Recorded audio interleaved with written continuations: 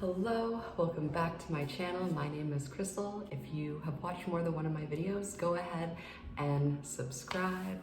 Now, after watching today's video, this is really going to help your game and it's going to help you get better at jiu-jitsu and also give you some longevity because the name of the game is longevity. More people quit at white belt more than any other belt. You are the smallest person going up against big spazzy people.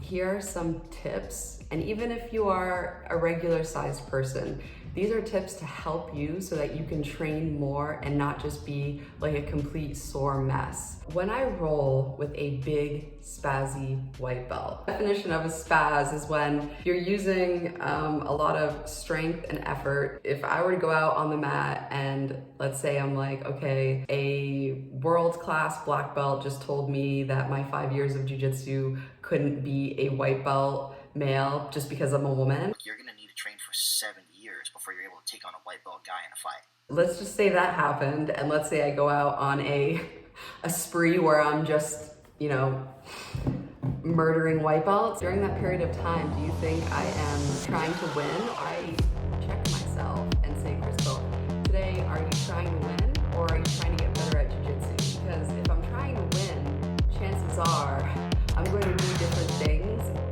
than if I'm trying to implement new game. And what this will help you do is this will help you roll more because you are not putting so much physical effort into your movement. Like, you want the most ROI from your training. So the least amount of soreness with the most amount of movement, the most amount of reaction, the most amount of doing technical jiu-jitsu moves. I remember one time rolling like as a white belt with a white belt, we started the mount and we literally just gripped each other the whole round, nobody moved. If there's no movement, then there's no training.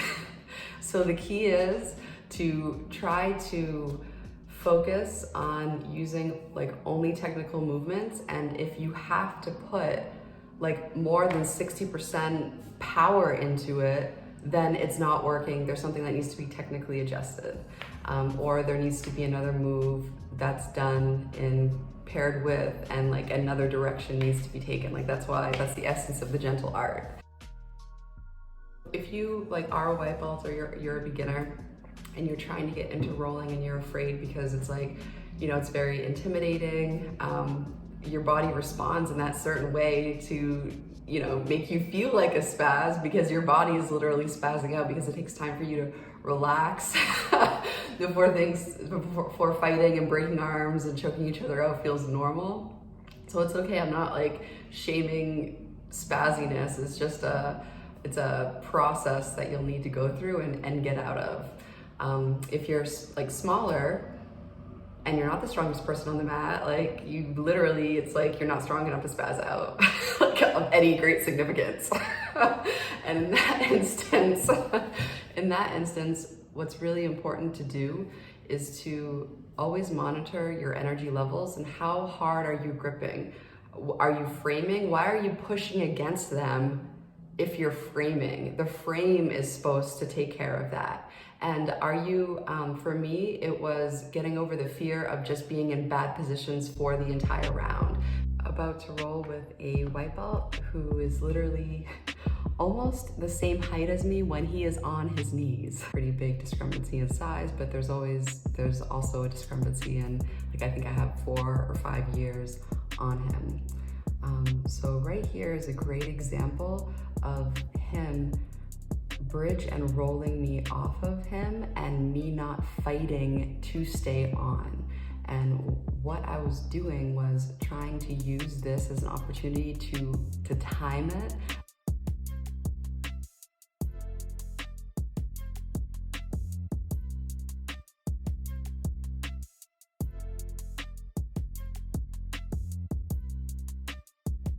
So here I do a technical stand-up and post out as he tries to gain arm control. So anytime, you always want to address grips first.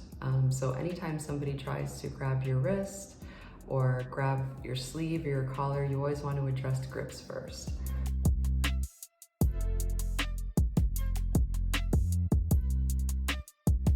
He goes to bridge and roll and successfully gets a bridge and roll.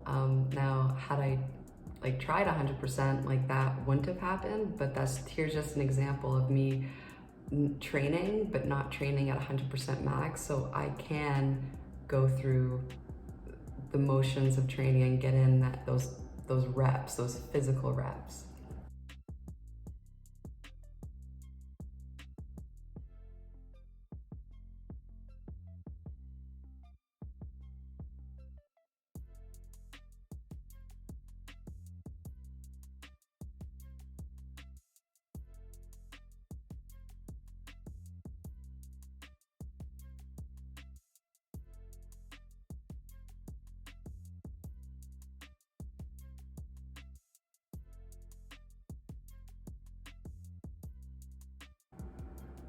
One thing you can do from guard is the safety position when somebody's inside your closed guard. So I keep his head down, and right now I put my left foot in his hip and try to make an angle and chop down my foot to set up an arm bar.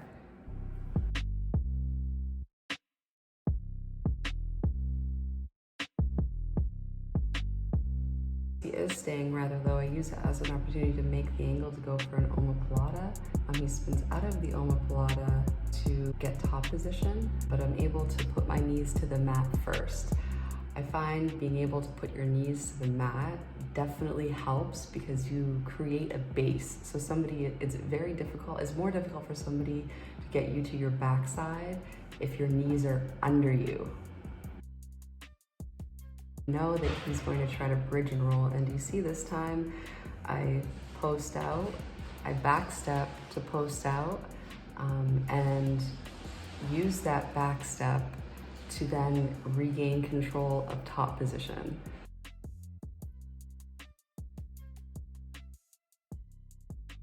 If you are ever in mount and you feel yourself about ready to lose mount, I find as a beginner, your main instinct might be to let me just hold on for as tight as possible.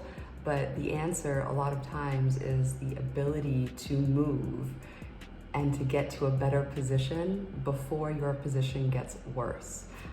So if you have it in your mind to always to just kind of freak out and to just over grip and try to stay where you are, that can work against you in jiu-jitsu.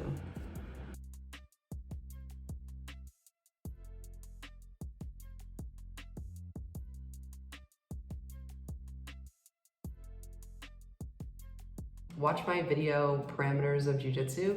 I'll leave the links below, but that explains the hierarchy and why some positions are valued more than others in terms of control.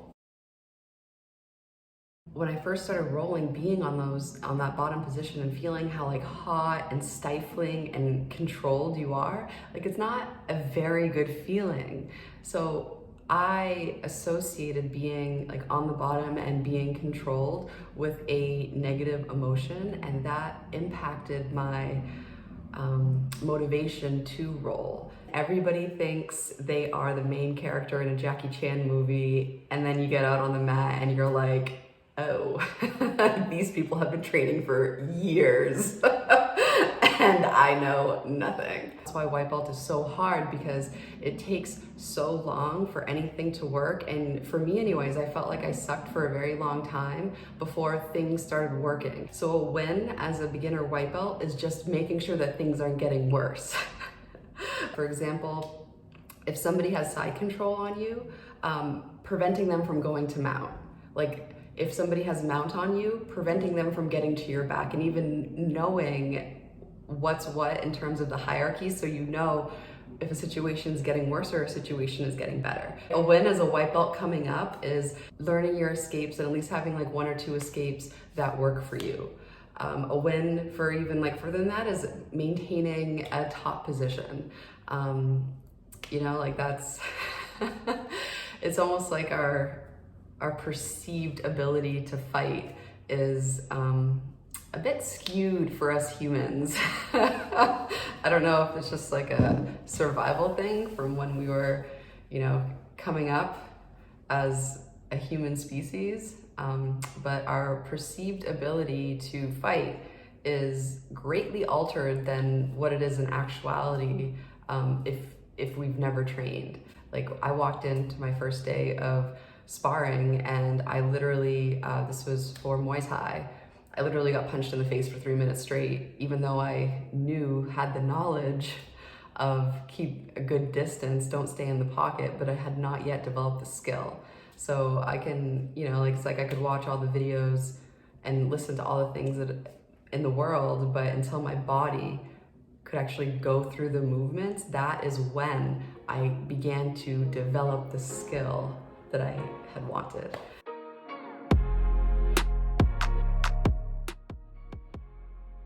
I go for the cut across pass, get my head to the left side, and get my knee up and over his leg to do the cut across pass, and I can feel him trying to bridge and roll me in the direction of where my head is.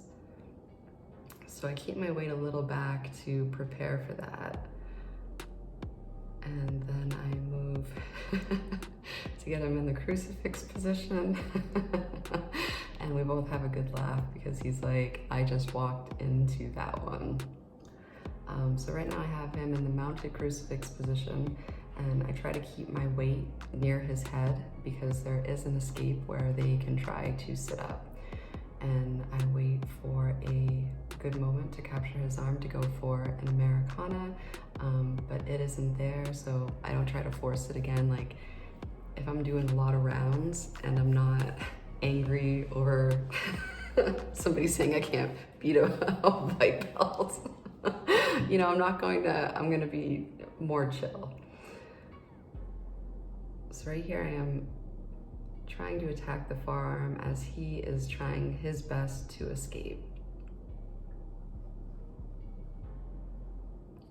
So he does a very good timing. He does a very good job of timing it just right.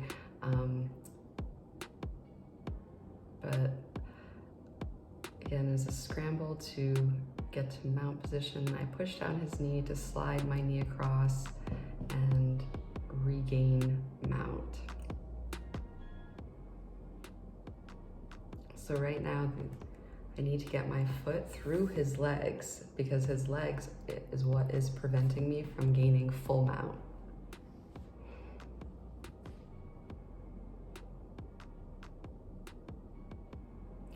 And right now I am going for a choke where I use my shoulder pressure on one side, a cross face, and my hand on the other side to close his, to do a Ezekiel choke, but a no-gi Ezekiel choke. And in this instance, I know I need to get a little bit lower for that setup in cross face because it isn't working. Some people try to use their fist and will grind their fist into your neck, but the problem with the fist is that your knuckles will then leave gaps in the pressure, so it's not as effective as a choke if you use your fist. You can use the outer edge of your hand that has a more uniform edge that will help you out. So right now he is attempting to escape, and one transition that is very effective is going from mount to technical mount, which I am in right now, and I put my hand in front of his face like that to basically stop the propeller. So I want to stop his movement. And then here I go for an arm bar, but it's no-gi and it's super slick, and he's able to pull his arm out. We both have a laugh.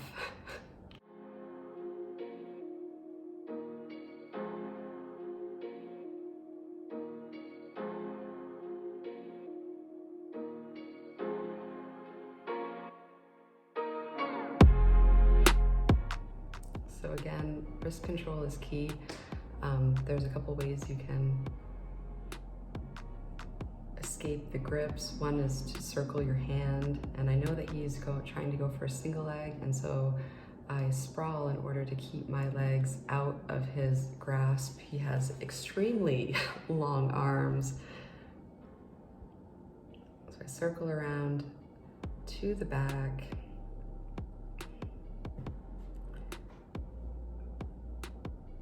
And I have the back position, but I'm not fully on his back.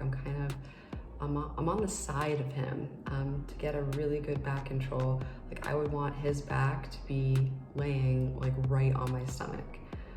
So that this control right here, he can easily turn into me. And so at that point, I know that I need to, you need to go make a move.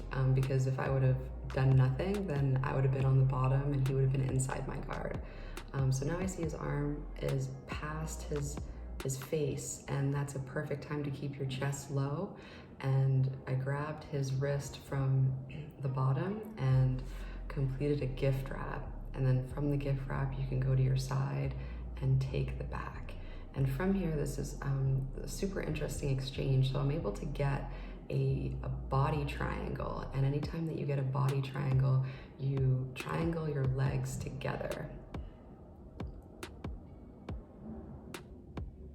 You can see I do that right here as I'm trying to go for the choke. So he's trying to prevent my arm and my hand from going underneath his neck. And the nice thing about a triangle is that it adds extra pressure. So he's trying to fight by pulling my arm down, and he does a very good job of trying to control the wrist. So all they need is basically to capture the ankle or to capture the knuckle line in order to prevent the choke. And for a second, he is focused on trying to get the leg triangle off of him, and he forgets that he's in danger of being choked. And here he does a very good job of stripping my hand. That's why you always want to tuck your hand underneath your chin to prevent that from happening. So I readjust by hiding my top hand underneath my chin. That way it prevents them from access to your hand, and it prevents them from stripping the hand off. I really, enjoy rolling with this rolling partner. I think he's really, coming along in his jiu-jitsu skill, and I'm happy to be able to be like a good roll, but also a helping roll. Just the other day, this happened on Monday. So I was taking a jiu-jitsu class, and then after learning the techniques, everybody lines up on the wall. You have like 5 people out on the mat, and then everybody starts going. If you win the interchange, you get to stay. If you lose, you go out. So I started off with a white belt. I wasn't, giving very much resistance, and I even told him like, hey, you want to trap my arm? And he didn't get it. I'm like, hey, trap my arm. And he still didn't get it. I'm like, did you take the class? Sometimes we feel not very confident in what we learned, and there isn't even an attempt to try it. And this can be for a variety of reasons. For the new beginner, it can be because, you just can't remember. But for somebody who can remember, sometimes winning takes priority over learning new game. And I've experienced this myself. Sometimes when, you're doing those drills and you're up against somebody that's, close to you in rank, and you just have this urge to win, you want to win. I will use my A game, the moves that I know I'm really good at, over the moves that I'm trying to learn just because I want to win. One great thing to do is just keep in mind, okay, I'm gonna go super light, and if you end up, getting in a bad position, that's okay. Then it's just more experience and time in that position. Nothing, if you just look at everything, nothing is good nor bad. It is a situation and a position in which I will gain more skill. That is a very freeing way of looking at it. So, so it makes you, A, want to do more rounds, and B, it helps alleviate some of the pressure of winning, which can motivate you to use more strength than necessary in order to win. So yeah, and now I like to be able to scale back on the amount of strength being used. That way I can train a lot during the week, If I put in 100% effort and tried to win everything, it would leave my body pretty wrecked and I wouldn't be able to train as much. So in the end, I wouldn't be getting better. I wouldn't be growing at a faster rate if I was always trying to win. So there's like this dichotomy there. Now, if it was like a competition or an MMA fight, then, and I would be lying if I, like wanting to win is, as a human, I think that's like a natural, can be a natural drive, but for me, just keeping it in check can be helpful. I remember the first time I asked a black belt to flow roll when I was like a 1-stripe white belt. He was so happy because he was like, oh my God, like, people who flow roll get good so fast.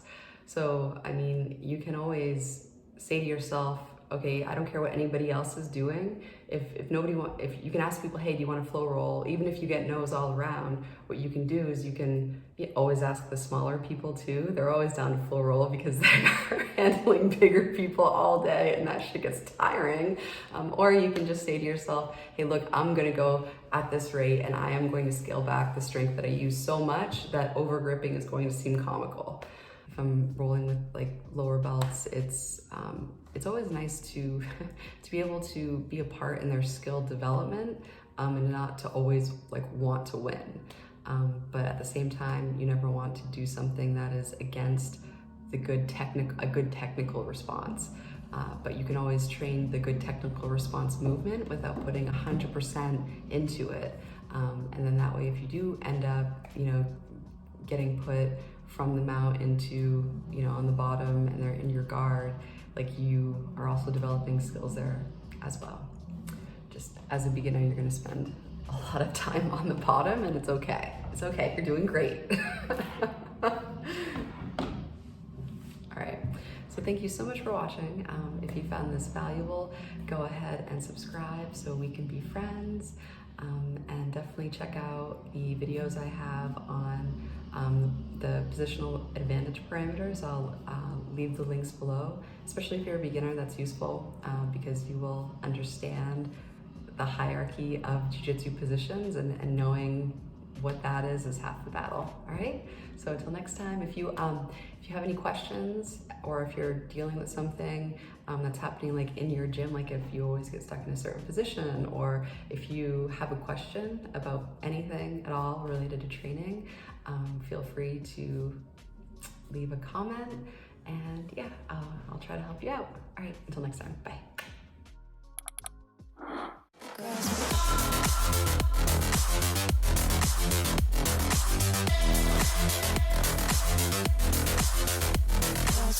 That's